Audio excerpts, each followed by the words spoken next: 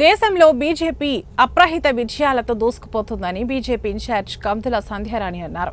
Delhi assembly ఎన్నికల్లో BJP అత్యధిక సీట్లు సాధించి అధికారాన్ని కైవసం చేసుకోవడం పట్ల పెద్దపల్లి జిల్లా రామగుండం బీజేపీ శ్రేణులు గోదావరి ఖని చౌరస్తాలో సంబరాలు నిర్వహించారు. ఈ సందర్భంగా బాణాసంచా కాల్చి స్వీట్ల పంపిణీ చేశారు. రాబోయే కాలంలో దేశాన్ని అభివృద్ధి పథంలో నడిపించగల సత్తా బీజేపీకి మాత్రమే ఉందని ఆమె పేర్కొన్నారు.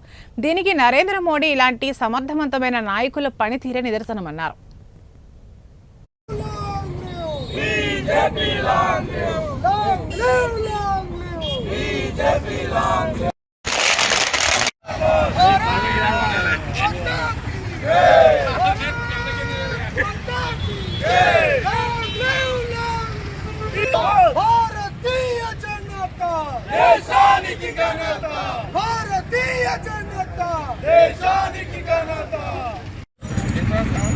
दिल्ली में देखो भारत माता की जय।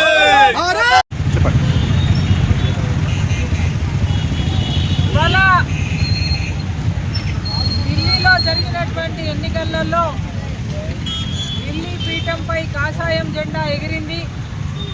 ఢిల్లీ ప్రజలు నరేంద్ర మోడీ గారి నాయకత్వాన్ని, భారతీయ జనతా పార్టీని ఆదరించిండ్రు, ఆశీర్వదించిండ్రు. ఢిల్లీ ప్రజలందరికీ హృదయపూర్వకంగా ధన్యవాదాలు తెలియజేస్తా ఉన్నాం. అయితే ఇవాళ కాంగ్రెస్ పార్టీ పరిస్థితి ఏ రకంగా ఉన్నదంటే,